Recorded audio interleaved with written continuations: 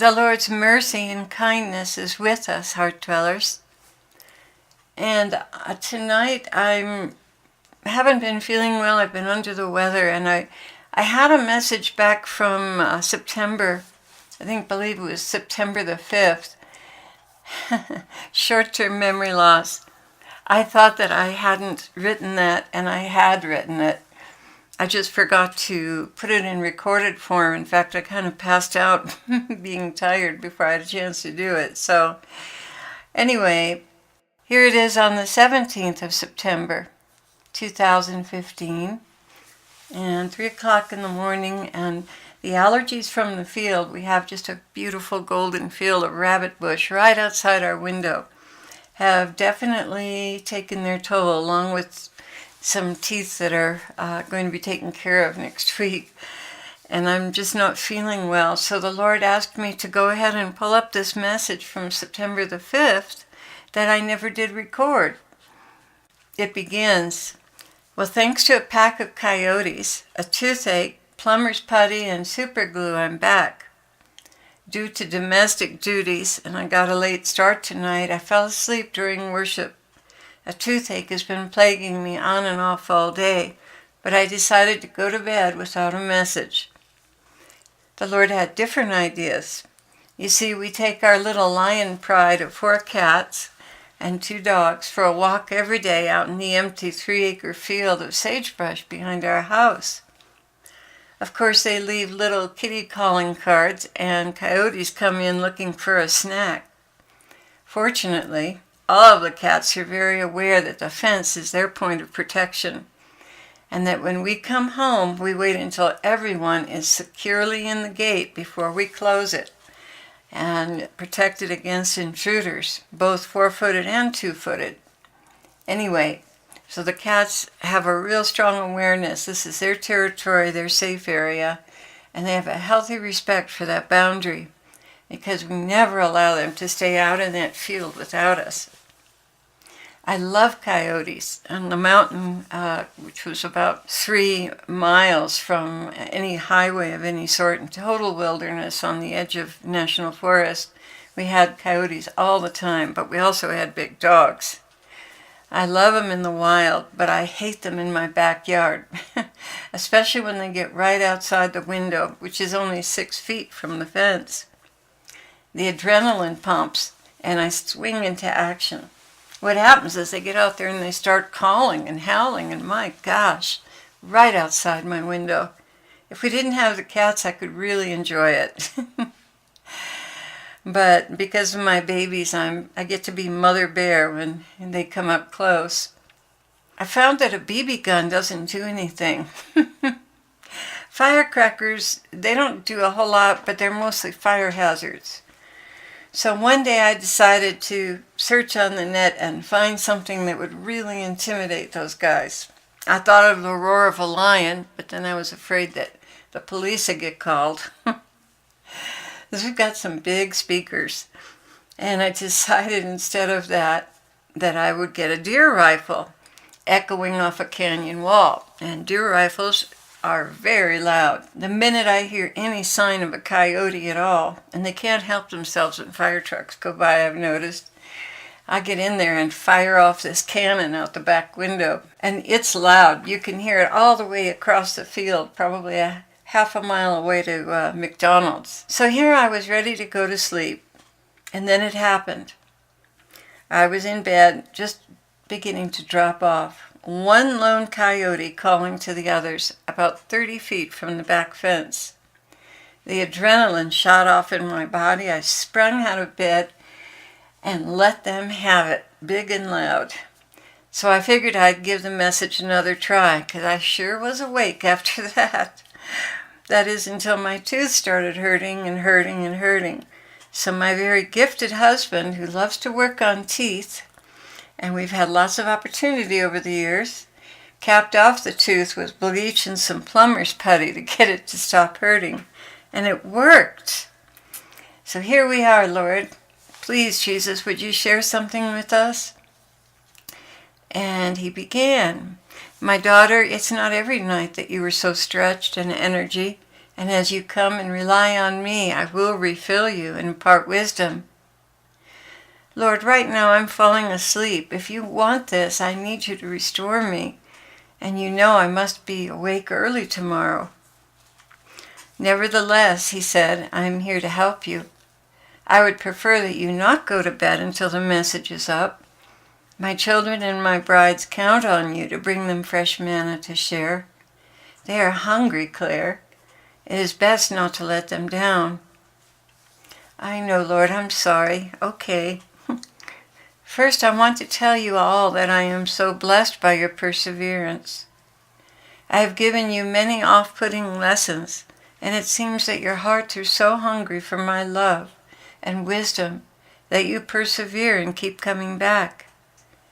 This is a rare quality, and I cherish each and every one of you because your hearts are set on pleasing me and preparing yourselves for my coming for you. Dear ones, I know that some of my teachings are not easy to hear. I know they sometimes assault your sensitivity and cause you to consider capturing more ground from your flesh for my spirit. To be without sin is a marvel and a tremendous work of grace, sometimes taking years to accomplish after living in sin for a lifetime. But each of you have set aside the ear-tickling news about comets and earthquakes and bombs and money collapsing to focus on the interior man, the soul, the very apple of my eye. How precious you are to me because of your preoccupation with personal holiness. How rare and how fragrant are your lives, and every one of your efforts ascends like incense to my Father's throne and is a sweet-smelling sacrifice in his nostrils. Oh, how he adores each of you with all your faults, sins, and imperfections, simply because you've made holiness the first priority in your lives.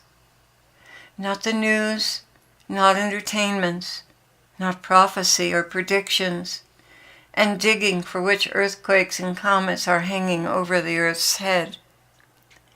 No, many of you have substantially set these things aside, preferring instead to look into my mirror and see yourselves, that you might cleanse with my help the stains remaining on your garment. That is why I am so proud of you, so enamored of you, watchful over you, even to the point of getting my servant out of bed for you. Each day when you listen in, my angels are encouraging you and helping you to arrange events that you might get the most mileage out of each message. Yes, I know many of you are saying, I've been asking the Lord about this. Yes, my ways are unfathomable, and I do set you up, so to speak, that you might long for the answers I'm about to bring you. This is the plus side of staying tuned into the same teacher. I can prepare lessons for you, while my angels are giving you inspirations to ask about certain things. Isn't that marvelous? Yes, in heaven we will all work together for the good of a soul. I won't go into depth here about what your angels suffer on your behalf, but suffice it to say that you've never had a mother as attentive and solicitous for your welfare as each of your angels are. All of heaven gets excited when a new minister is raised up, because they know there is great need where I raise a new one up. Great indeed for the minister to grow in knowledge of my ways and holiness of life, circumcising the world and the flesh from their lives, and a great need for a special group in my body to be tended to with the greatest care and mercy. An emerging ministry is an exciting thing. It brings joy to my entire body, both here in heaven and on earth. And the prayers that you offer on the minister's behalf have great power, as though you were their very own children. Their prayers for you carry the weight of an earthly mother and father's prayers. What I have done for you, for her, Ezekiel, Carol, and the team, is a tremendous blessing and needs to be maintained with your prayers, because the struggles on their end seem endless, and they grow weary, and your prayers are refreshing them daily. This is what my body is supposed to look like, united in spirit and in truth, with no time for gossip or pettiness. The more solid your prayers for them, the more I am able to pour through them onto you. It's just that simple. Like the gates of a dam, the waters rise almost to the top. Then the gates are released, and the land is flooded with nourishment. How beautiful this symbiotic relationship is. As you continue to pray and thank me for the gifts I am pouring out on you all, I'm able to strengthen them for the work ahead. And oh, what a marvelous work this is. In heaven you will all be knit together into a marvelous design that meets the needs of your sphere of influence as well as theirs. So in short, I am asking you to continue your prayers for them, especially for strength and helpers to pick up on the domestic work that takes so much time and strength to accomplish. I wish to see them staffed with good people, committed and reliable. When that infrastructure is more in place, I shall pour out more, even more on you, my children. So lift them up. And I, on my part, want to say thank you so much, Heart Dwellers, for praying for us. I know we couldn't do what we do if it weren't for your prayers and your encouragement. We really, really, really appreciate you. It means everything to us that you care so much, and we're so blessed by the progress that all of you have made and the progress that I've made just by being with you and around you and your own example. It's been a wonderful, wonderful relationship, and I continue to look forward to it as the Lord brings us new and exciting things until He finally comes and gets us. Thank you so much for your prayer support. And if you send a card or letter, please include your email address in case we're able to respond to you. And thank you for hearkening to the Lord's words and sharing the progress that you've made. God bless you.